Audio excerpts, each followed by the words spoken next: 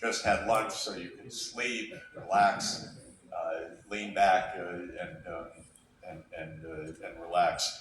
You know, the ASEAN leaders had their summit just around the corner from here this morning, and they'll continue with the meeting with the leaders of the Gulf Cooperation Council, the GCC, and China, the Prime Minister of China, tomorrow. The first agenda item on today's ASEAN meeting was the energy system. And so I think this is the point about why the WEF meeting is so timely and why the question is so obvious. Any region, and including obviously ASEAN, that aspires to be a high-income, rapidly growing region of the world needs a lot of energy in the future. There is no question that rising energy consumption is a part of today's economic development, especially because of the digital economy, the data centers, many other demands for electricity in a digital-based economy.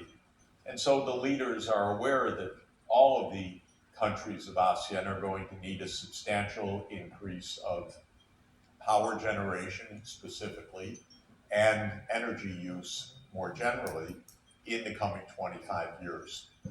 So they have to figure out what to do. And that then raises many technical and market and political questions. What kind of energy system? How should it be built? Who designs it? How should it be managed? Public, private, regulated, in which ways?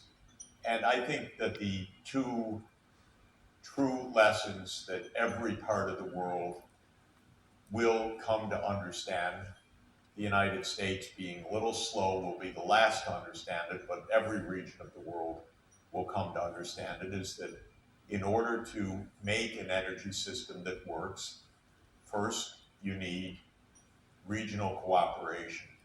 That's true of every part of the world.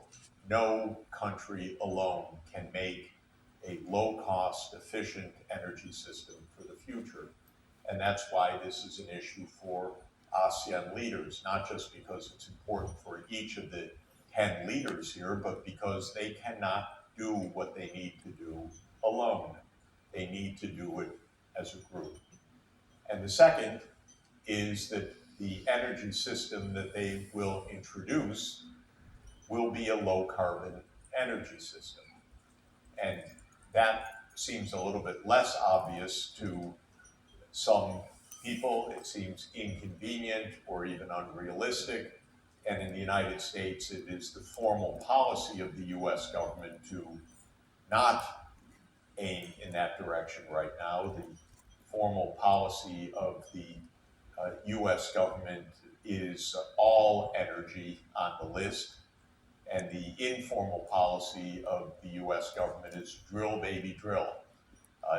But actually, even in the United States today, there was a feature story, I don't remember which paper it was in, maybe the Wall Street Journal or Bloomberg, that said that shale is peaking in the United States, it's going down. The US too is going to have the same low carbon energy system need. And the reason for that is very straightforward, which is Earth is getting warmer very fast at an extremely dangerous rate and level. And we're seeing everywhere in the world climate-related disasters rising and risks of very significant climate tipping points that could push the entire world climate system into disastrously unknown territory with rapid destruction of ecosystems and with the rapid pulses of higher temperatures and with rapid increases of sea level because of the disintegration of the two great ice sheets of Greenland and Antarctica. So to my mind, the two basic points of energy systems of the future are that they will involve regional collaboration, and they will also be based on low carbon energy.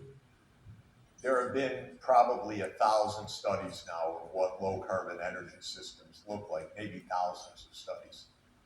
If it doesn't depend on us humans to read them, but we ask ChatGPT how many studies, they probably are thousands at this point. They pretty much all point in a similar direction, which is that to get to a low carbon energy system, you need first low carbon primary energy. This isn't going to happen by fossil fuels with carbon capture and storage, except in particular niche areas where the storage is easy in exhausted geologic deposits of hydrocarbons, for example. Other than that, we will not use fossil fuels for the energy system of the future. We'll use zero carbon energy sources, whether it is hydro, wind, solar, geothermal, ocean, or nuclear, depending on the context, the circumstances, base load, peak load, peaking energy, and so forth. So all of the studies point to the need to move to primary energy that is zero carbon. Second, they all point to the idea that electrification will be the principal delivery mechanism of primary energy. In other words, much of the economy will be electrified. And that means transport through electric vehicles and public transport. It means buildings for heating, cooling, cooking will be substantially electric. And it means industrialization that will be substantially electric with metallurgy using electricity, at least for scrap metal and for other processes, and for many, many other industrial processes. The third point is that some sectors can't be electrified. Long distance ocean transport, long distance aviation, many industrial sectors in petrochemicals and chemical industry, and those will have to use clean fuels, of which hydrogen-based fuels, whether it's hydrogen itself or ammonia or other ways of making clean fuel through green electrons, will be utilized. And so this pathway technologically may not be perfect, but it's the one that we have available at scale with commercially proved technologies that can reach global scale by mid-century. And I think that we're going to see, therefore, a lot of similarity in the energy transformations that are going to be adopted in different regions of the world. The conversations and the basic pathways are similar. What differs, of course, are the specifics. Certain places in the world are very sunny in the deserts, and some places are much cloudier, some places have hydropower, some places can use presumably various forms of ocean power or geothermal. Some places are reasonably committed to nuclear power for a major part of the fleet. That tends to be countries that also have nuclear weapons, not only, but that's a major part of this. But there will be huge use of nuclear energy for base load in many places in the world, and especially, most likely, the new small modular nuclear plants that are still in development but are moving towards commercialization quite rapidly. So what's the job of policymakers in this context? It's to figure out the specifics, what to do, how to organize this transformation in the ASEAN countries was the specific challenge faced by the political leaders this morning? And the answer is it's not simple to figure that out. It is not a straightforward proposition to make these calculations for any part of the world because there are lots of uncertainties. There are lots of changes in technology. There are lots of projected changes in technology costs. There are lots of issues about supply chains, reliability, and so forth. There's a lot of difficulty even with a relatively straightforward matter, and that is combining two countries together in one power system because each has its own state-owned utilities. These are not really market mechanisms to an overwhelming extent in most parts of the world, actually. So to bring together 10 utility systems in ASEAN is not simple. Long-distance power transmission is not simple. It crosses farmlands, it crosses ocean floors, it crosses mountains, it of course crosses national borders. And so getting agreements on where these transmission systems should be installed is one of the most vexing problems of energy systems in general, but I would say of zero carbon energy systems often in particular, the reason being that with wind and solar, there are some really nice places with high energy potential, major reservoirs that can be tapped and providing low cost, plentiful primary energy, but typically they're not where people live. So you need long distance transmission to connect these high quality primary energy sources. And so those are very difficult problems. And when they cross national boundaries, how to pay for these, what is the borrowing mechanism, is also, it's not the most daunting problem in the world, but organizationally and legally, it is a difficult problem.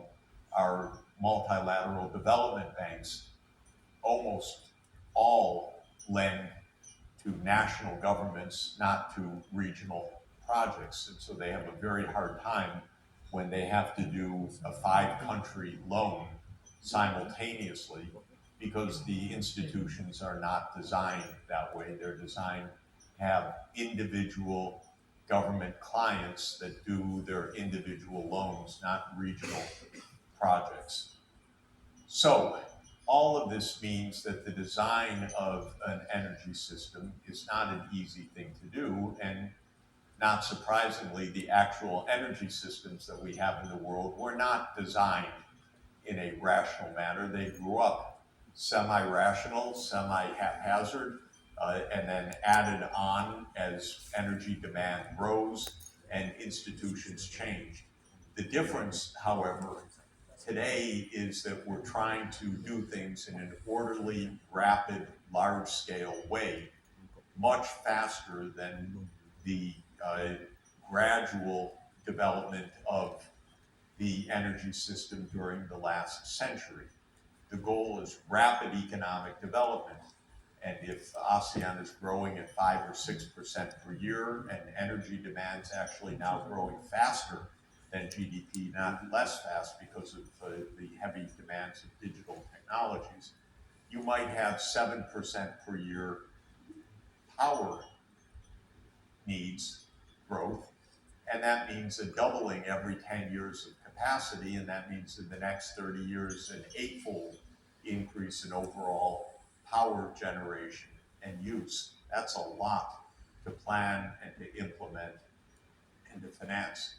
And we've never done it in history also with the environmental constraints added in such a strong way that this isn't just whatever is the low-cost primary energy source available, so use your coal or use your oil or use your gas. It is with the design that it has to be low carbon in the end.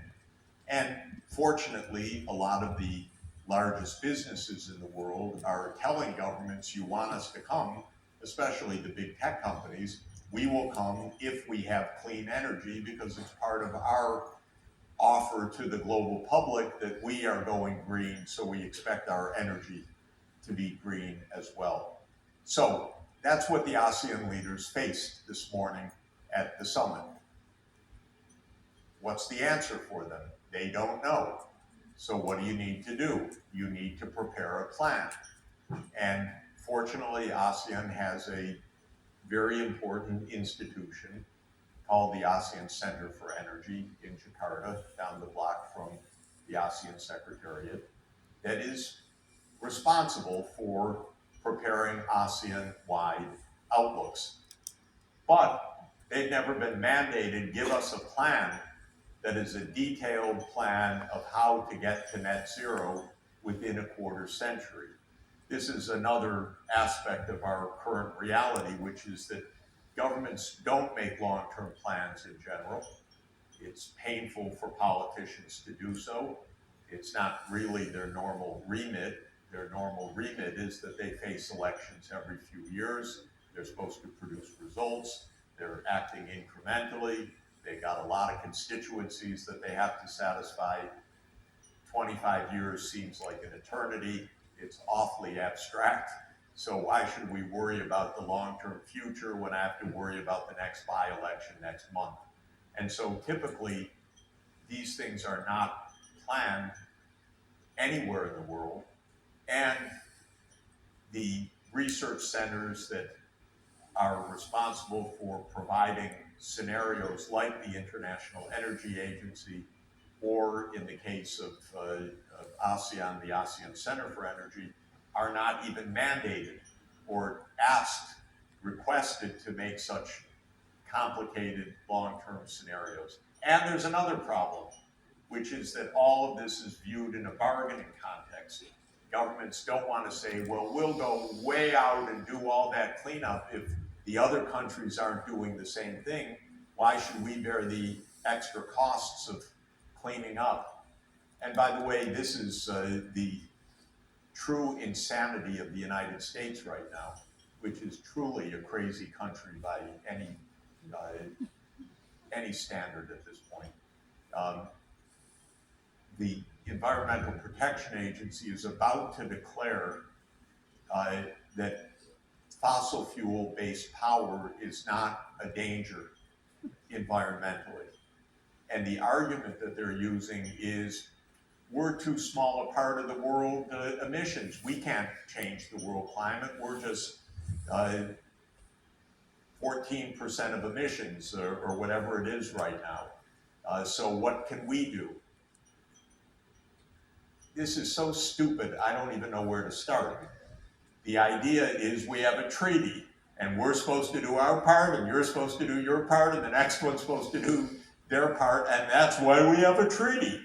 Because we know that this is an externality, and we know that everybody has to do it together, and therefore we agree we're all going to do it together.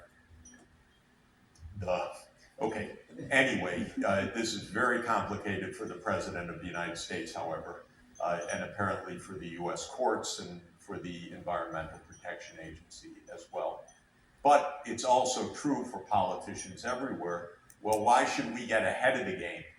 And so let's make the minimum offer so that we see what other countries are doing so that we don't get ahead of the curve on this. This is, first of all, going to lead us to disaster if every country behaves that way. But also, it's actually, even from a narrow self-interest point of view, not the dominant strategy. Because the dominant strategy is, well, if the United States is going to be stupid and not clean up, we're going to clean up so that we get big tech moving here and other companies moving here, because this will be a green digital part of the world economy. So, but the point I'm making is the politicians are not used to making 25-year plans. So the reason I mention all of this is today the ASEAN leaders said to the ASEAN Center for Energy, you're in charge of coming up with enhanced scenarios for our regional grid. An enhanced ASEAN Power Grid Framework. This was a big step today, actually, because I think that ASEAN is now going to move forward in a very coherent way and be quite bold, in fact, in making these interconnections. And not only in making it, but designing how to do it and adopting specific plans. And I think that all of this will work quite well, in fact. So I think the last point that I would mention in this very brief overview is, where does geopolitics fit in? Where does the US-China tensions, for example, fit in? My own view is it has nothing to do with any of this. And my own advice to ASEAN is ignore the noise from Washington. It's noise, and it changes by the hour. It was supposed to be that June 1, 50% tariffs were going to be put on Europe. Now it's July 9. Good. Why? Because the president of the European Commission called Mr. Trump and he said, that was a nice call. So now it's July 9. This is not systematic governance. This is, wow, weird, day by day. But it's also less dire and less serious than it looks, actually. I mean, it doesn't look serious. I mean, it's less dire than it looks. Almost everything that's been announced about the tariffs, almost everything has been reversed already. I may be wrong. We may be crazier than I think, but I don't think that this high tariff regime is ever going to go into effect. I think it was not sensible. Of course, it wasn't going to accomplish anything. It was not thought out, to say the least. It rattled the financial markets very significantly. They shed about $10 trillion worldwide in the first 2 days of the reciprocal tariffs. Then they were almost all eliminated, other than a flat 10% tariff, except on China. Then the United States backed out of the trade war with China. Then Trump said, we'll have the trade war with Europe instead. Now he's postponed that. I don't think this is going to happen in the end, because either the bond markets or an advisor will tell President Trump at the last moment, give another month extension, do something else, announce you got the greatest deal in the history of the world, so you no longer need the tariffs, or some combination of those. So my advice to ASEAN is get serious, make long-term plans, cooperate with your neighbors. One of the important neighbors is China, absolutely crucial for cooperation, even for connecting to the grid in a major way, because I think there'll be a lot of trade of power with the Chinese market as well, and proceed at a good pace, because that will serve ASEAN's needs and it will serve the world's needs. So let me stop there with those brief remarks, and we can open for discussion, questions on anything if people do have questions. Thank you very much.